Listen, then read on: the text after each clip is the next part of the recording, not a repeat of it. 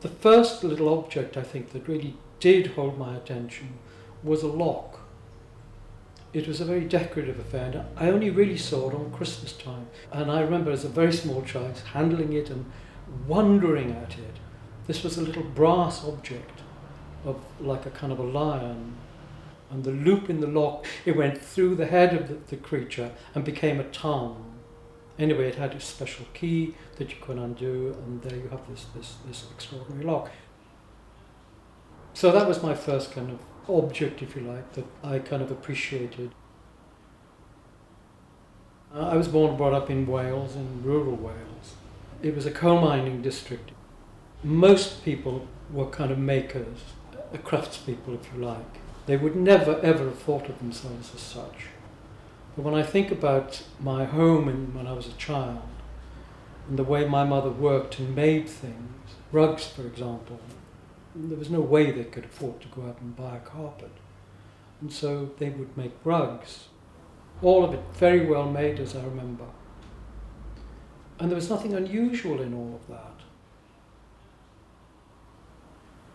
I'm in my teens when I came to London, as I say, I was at Wollongong, and I thought, I want to be an actor. It worked out extremely well, but I thought, well, people were saying, I had a good eye, and I thought, well, I'm just going to test it. And then one day, the director of the Schmuck Museum in Pforzheim, he arrived, and he invited me to go to Germany to be on the jury to select an international exhibition of contemporary work.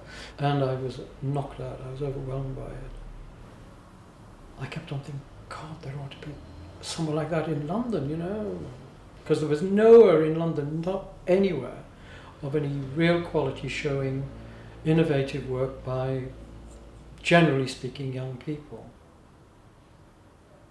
When I first started at the Crafts Council, it wasn't called the Crafts Council, it was called the Crafts Advisory Committee. And my job was to curate the shows. And it couldn't have been a better time, really. All the graduates were coming out of the colleges at that time. New, fresh thinking. There we were, ready to show their work.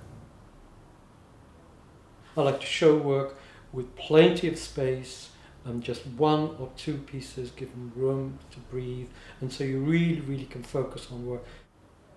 The Maker's Eye wasn't like that. Maker's Eye was like very full, but you had these rich rooms that would just absorbed you. All I felt was that I shouldn't be doing it. I mean, okay, I would be curating it in as much as that I would make sure that everything was going right, and the graphics and the installation and all that would work. But I wanted the makers to select it. I want a mixture of gender, I want a mixture of ages, I want a mixture of pretty well everything.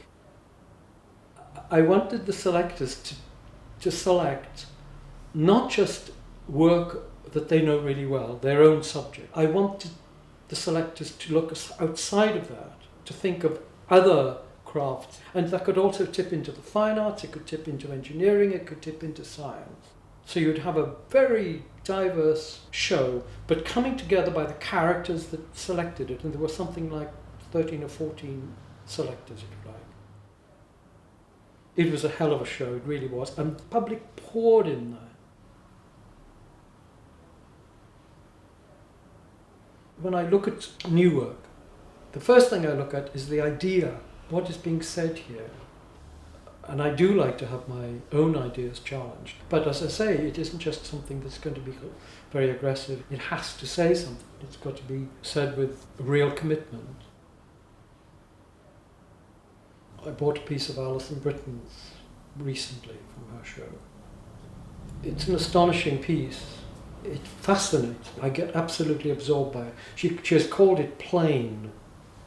Plain it ain't. I mean, it's so complex, it's astonishing. As I say, I look at it long and hard and then turn it a little bit and it changes. And there is something direct to my gut that comes right at me when I see it immediately. And then, given more time, I see other things. The rough edges, the bendy lines, are part of its character. If they were all straight and pristine, it would die. Whereas Shen Azumi, we're showing a bench of his in the show. Absolutely superb, immaculate, minimalist piece with the most wonderful, simple curves. If that were kind of wobbly or if the lines weren't perfect, it wouldn't work. It would look dreadful. So it's no good looking for an Alison Britton pot that has this perfection about it, because that's not what it's about. There are certain times when things can be killed by being too well made. This pot's by Angus Sutty.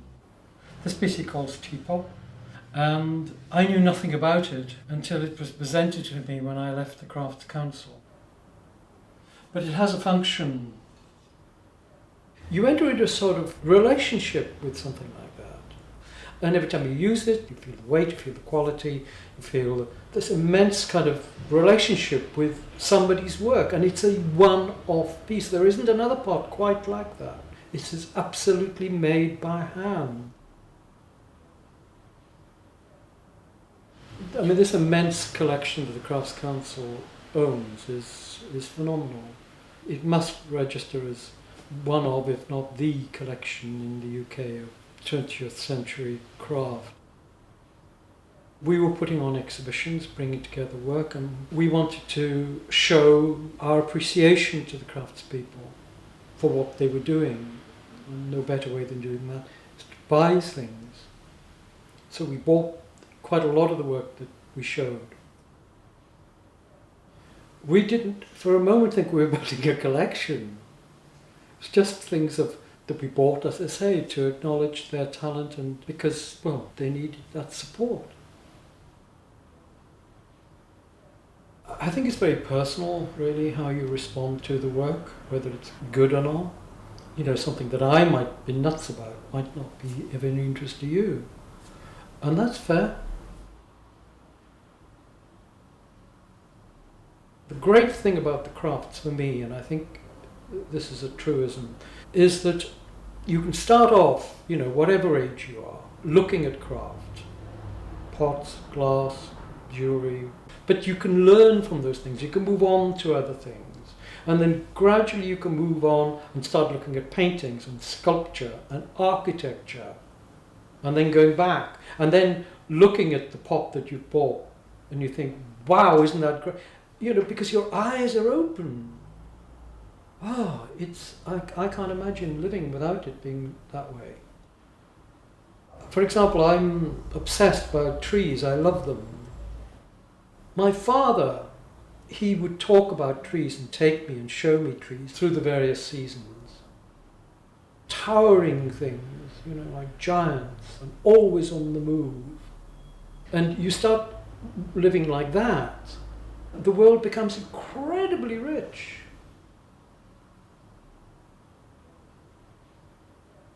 I was having dinner with a friend some years ago, and at the end of the meal we had coffee. Inside my cup was a surrealist Max Ernst. So I said to the waiter, I'd like to buy this cup and saucer. And so he gave it to me, of course. And if Max Ernst were alive, he would weep because it's his.